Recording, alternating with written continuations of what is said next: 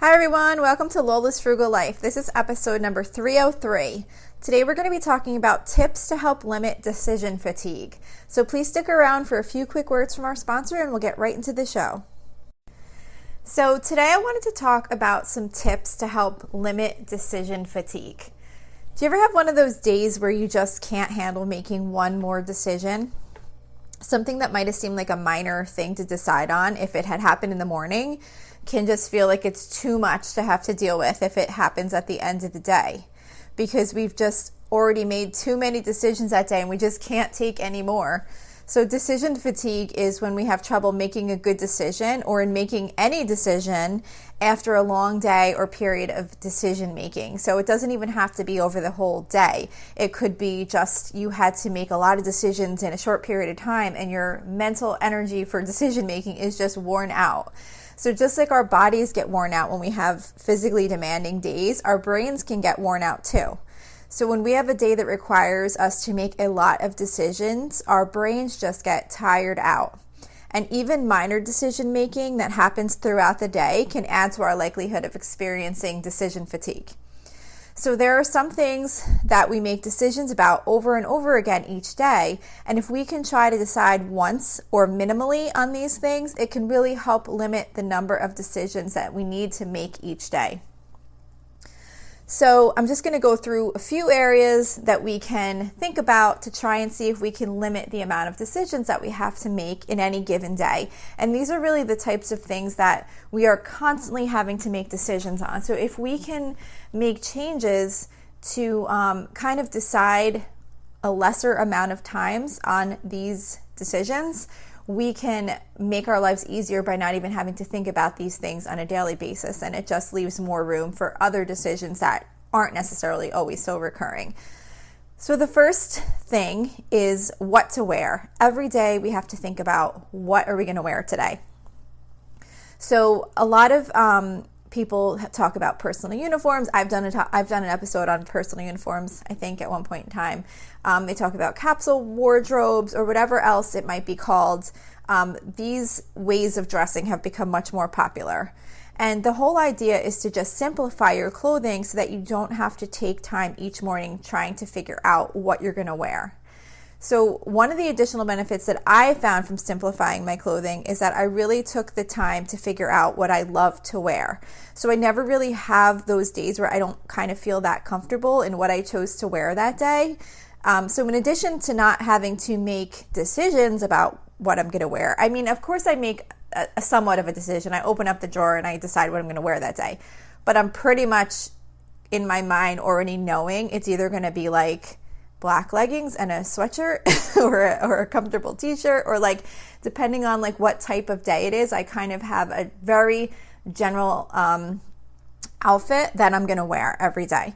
So I don't sit there like moving things out of the way and picking to see what am I going to wear today. It's like, okay, what's going on today? Okay, it's a comfortable day where I'm going to be home most of the day. All right, grab my leggings, grab one of these comfortable shirts, and that's it. I don't have shirts that I know if I put them on, sometimes they're not very comfortable and I don't really feel like wearing it. I've kind of really simplified my wardrobe to not only decide kind of basically what I'm wearing every day, depending on where I'm going, but also thinning it out to make sure that everything I have is something that I really am comfortable in and things that I love to wear. So I do have to say that I do work from home 3 days a week, and when I do go into the office on the other days, the dress code has severely lightened up from what it was pre-COVID. So there's definitely more flexibility in wearing clothes that are more comfortable, so that has made it a little bit easier, where even like with my work clothes, I could kind of get ones that I really like, because there really hardly is even work clothes anymore, honestly, in my office. I can wear jeans pretty much every day now. It used to only be on Fridays, but I was one of the only people coming into the office on non-Friday days that wasn't wearing jeans, and then I was like, why am I doing this? I'm going to start wearing jeans if everybody else is. So that has helped. But even just like for being home, I decided that like I love wearing just plain black leggings, like yoga pants. Like, I don't think they're yoga pants. They're just like leggings. I don't know why I said yoga pants, but they're like just plain black leggings, and they have deep pockets in the side so I could stick my cell phone in there. and listen to an audiobook or a podcast or whatever while I'm doing whatever I'm doing, running around the house. And I just love wearing that. So I'm like, who cares? I can wear these every day if I want to. It's not like someone's going to say, oh, you wore those black leggings yesterday. And then the shirts too, I just make sure whatever shirts I get, I'm like super comfortable in, and I just wear the same ones. I just kind of repeat, I have a handful of shirts that I really like, and that's what I wear. Now, of course, if you don't like to wear the same type of thing and you want to be more fashionable and have a bigger variety of clothing, you can still simplify what you have. You can maybe try to stick with like a similar color palette so things work well together. Or even just, like I said, just narrowing it down to make sure that even if you have a wide variety of clothing, that it's all things that you really love and feel comfortable in. Because you don't want to waste time and energy constantly moving those things out of the way to get to what you really like to wear. So just having a way to really simplify what you're going to wear each day and not have to sit there taking time making a decision first thing in the morning on what you're going to wear can help limit some of those decisions you have to make each day. Another one is what to eat. Of course, most of you know that I really love planning my meals. So to me, looking at my already completed meal plan in the morning to see what I'm cooking that night makes my life so much easier. And I do have to say, though, I used to get a lot of decision fatigue with even meal planning. I would get so stressed out about mixing things up enough. I would worry, like, when's the last time we had this meal? Is it too soon? Can I make it again yet? Am I using some of the recipes that I haven't made in the past? And I would really just kind of overthink the whole meal planning thing and stress myself out trying to make decisions on even just putting a meal plan together. And then at some point, I was listening to either a podcast or watching YouTube or whatever, and they were talking about like rotating your meals, like kind of having these recipes that you like to eat and rotating them on a regular basis. And I was like, wow, I was just given permission to make the same things on a regular basis if I want to. And then when I started kind of doing this, it took so much stress out of creating my meal plan. And I do still make new recipes when I want to and if I have time, but if I don't want to or I don't have time, I don't have to. I still have a meal plan in place and I don't have to think about what's for dinner that night. I don't even really have to sit down to meal plan. Sometimes I do have to sit down to kind of fill in gaps, but the way that I meal plan and rotate my meals, the meal plan basically creates itself each day. Like I do a little bit each day. For example, if I know we're going to do hamburgers every other Monday, if today is Monday and we're having hamburgers, I go 2 weeks ahead in my meal plan and I write down hamburgers because we're going to have it again. If it's Tuesday and I know we're doing a Mexican theme and we do tacos every 3 weeks and we do fajitas every 3 weeks and we do this every 3 weeks, like they kind of rotate through. Then if it's tacos and I had tacos today, I move 3 weeks ahead and put tacos down. So just by that little tiny bit of effort and having a rotation already in my mind and knowing when's the next time I'm going to have something, I never have to think about it. And there's already a meal plan in place. And then like I said, if I decide I feel like making something new one week, then I'll take off one of the things that's already on the meal plan and replace it with something else. But I'm not stressing about what to make. I'm not thinking about what's for dinner in that morning. I just look at my app and I say, okay, tonight we're having tacos. Let me take out this meat, take out this shredded cheese, whatever we're going to need for the night. So now I do know though that some people definitely don't want to be so structured or repetitive in meal planning. And that's fine. The point is just to have some method of deciding what you'll be having for dinner each night. Because it is a decision that needs to be made daily. So if you can find a way to make that decision easier, it'll just give you a little extra brain power to use for something else. Another area is what to clean. So for some people, keeping their home clean comes naturally to them. This is not the case for me. Now, I don't mean that our home isn't reasonably clean. I mean, it's not like a dirty home. It's generally pretty clean, but I stress out over the tasks that only occur on a periodic basis. So like I'm really good with the dishes and the laundry and keeping the bathrooms clean and like kind of like all those major things that have to be done on a regular basis. But when it comes to things like dusting the ceiling fan or cleaning the windows or washing curtains, I really overanalyze and I start thinking too much about how often something should be done and what should be done first. And instead of actually getting things done, I might spend more time trying to make decisions about it. So having a cleaning routine that works for you can help get rid of a lot of this decision making if you're someone that has this type of I don't want to say anxiety over cleaning, but just kind of someone who overthinks it, I guess. If you're not just like a natural house cleaner that knows what to do and when. So for example, I decided that on Wednesdays I clean out the fridge. So it's the day before I go grocery shopping, so it makes sense to do it that day. So I no longer look in the fridge thinking this really needs to be done and then sit there spending time thinking about when I'm going to do it. There's no decision to be made anymore. I just know if it's Wednesday, I'm cleaning out the fridge today. So I used to really love the Fly Lady system for managing a lot of my other cleaning tasks, like those type of periodic things. But I was having trouble with the app, and I had added all this stuff to it, and then it like crashed out, and there was no support, and I couldn't get, I just couldn't bear to like recreate all that I had created before. And then even with using that app, I would often fall behind, and then I really had no way to keep track of like what needed to be done most urgently. And in my mind, those are the type of things I think about. So I recently got this new app that is kind of set up very similar in zones, like where you can have like your living room, your bathroom, your kitchen, whatever.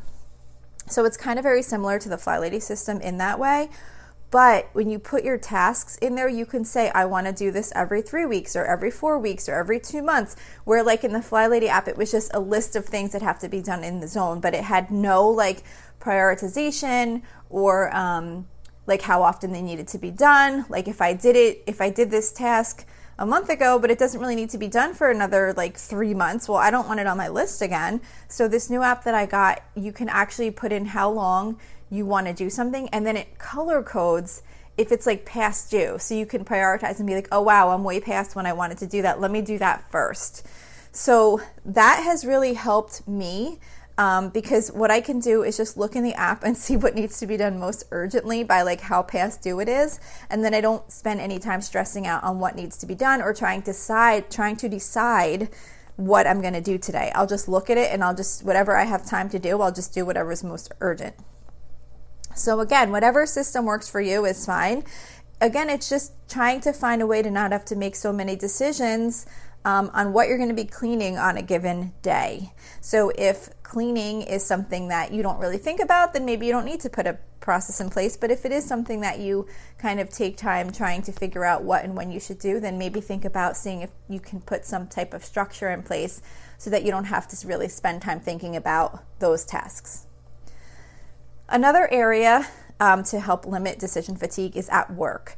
So depending on the type of job you have, you may need to make many decisions throughout the day. And if you're using mental energy to make decisions at work, you're going to be drained by the time your workday is over. So what I have found helpful at work is to make decisions at the end of the day for what I will prioritize the next day. So I review what I still have open from the current day at the end of the day, and then I look to see like what other items are on my list, and then I'll decide which are the most important. And although I totally understand they can all feel very important, you still only have a certain amount of time. So you kind of have to choose only a few things. I try and choose only like 2 or 3 priorities depending on how long each of them will take. And by deciding the night before and putting together a minimal list for the day, I eliminate having to decide what I'm going to work on first thing in the morning when I get to work. I could just look at my list and immediately get started. And doing this also eliminates that need to keep reassessing the to-do list each time I'm ready to work on another task. You don't want to have to finish one task and then sit there and go through your whole to-do list and think, well, should I do that next or should I do this next? Oh my gosh, they're all so important. I don't know what one I should do next. Well, let me think, how long is this one going to take me? So by just deciding at once what are the most important things that you really want to focus on next and having them on a list, you could do one, then move to the next, then move to the next. You don't have to take time in between each one redeciding what is the next most important thing to work on. And I get it, this does not always work. Of course, there are many days where I wanted to work on getting something done, and it gets put aside for something that suddenly became more urgent. But by looking at my priorities once a day, it still gives me a place to return my focus to once any of those new fires have been put out that happen to come up during the day. So just really think about your job and if there's any way that you can kind of eliminate some of that decision making that has to be done during the day each day to kind of make your day a little bit smoother and maybe save some of that brain power. So these are just a few areas. I mean, it's really a work in progress. No matter how much we plan ahead, there's always going to be those days where we have to make many more decisions than we really have the energy for. But by really trying to identify those recurring decisions that happen on a daily or weekly basis in our lives, we can really limit the mental energy that we spend on them. So don't discount a decision just because it seems like something that's minor. All of these little decisions take up energy throughout the day. So, just really try and think through, like, what are the things that I do constantly that I'm always having to make these little decisions on? And is there anything I can do to make those decisions easier, or just to make those decisions once and not have to think about them? And I don't mean once, and that's forever, but maybe you'll only make it once a week instead of every day, or once a month instead of every week. Whatever you can do to kind of eliminate that. And then, or minimize it. And then putting aside big decisions if you're able to. Like, if you've had a really draining day and you have like an important decision to make, put it aside if you can when you have more mental energy. If I'm talking about like a big decision. If you need to I don't know, I'm just trying, I'm trying to think what a big decision would be right now. I'm drawing a blank, but you know what I mean. If you have like a really important decision to make and it's been a really long day and it's the end of the day and you're just like, I am just totally out of mental energy. I'm just so burned out. See if you can put that decision aside for another day. So maybe if you're not sure where to start with trying to help limit decision fatigue for yourself, just pick one thing that you can decide on once per week instead of 7 days per week. Try and think of something that you have to make a small decision on every day, and think if there's a way you can maybe make that decision once a week and use that throughout the week. And then build from there. You'll see that the more you can kind of decide on things in advance, the less quickly you will become mentally tired out each day, because you just help make your day run more smoothly. So that's it for today. I hope this was helpful to you in some way. Don't forget, you can always email me with any questions or suggestions at lolasfrugallife@gmail.com. You can follow me on Instagram and Facebook at lolasfrugallife. You can find a blog post for each episode on my website at lolasfrugallife.com. And I would love it if you would join our private listeners group at facebook.com/groups/lolasfrugallife. And if you enjoy the show, please make sure to subscribe on Apple Podcasts, Spotify, YouTube, or wherever you listen from. And also share the show if you like a certain topic or episode that was covered. Share it with a friend. That would really help get the show out to more listeners. And I would really love it if you would screenshot the show and tag me on Instagram so I can see that you're listening. Also, if you could take a couple of seconds to rate and review the podcast, that would be really helpful to me. Those ratings and reviews are what help grow the show's audience by putting it out to more people that are looking for a show similar to this one. There's also a link in the show details to financially support the podcast if that's something you're interested in. So that's it for today. Thank you so much for listening, and I hope you have a really awesome day. Are you in the mood to learn something new? Well, Skillshare is now offering 1 month free of Skillshare Premium. Unlock a passion, side hustle, or new professional skill with thousands of classes in design, business, and more. Start your 1 month free trial now by using the link within the podcast notes for this episode. There's no commitment and you can cancel at any time. So why not go ahead and learn a new skill that you have always wanted to have?